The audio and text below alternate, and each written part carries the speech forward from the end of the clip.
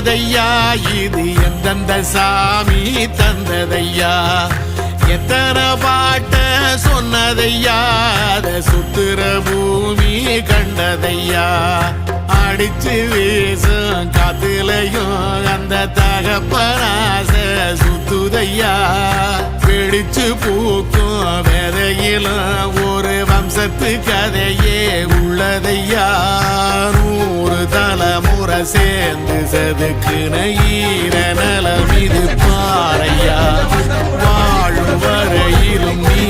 விதைக்கிற கடமை இருக்கு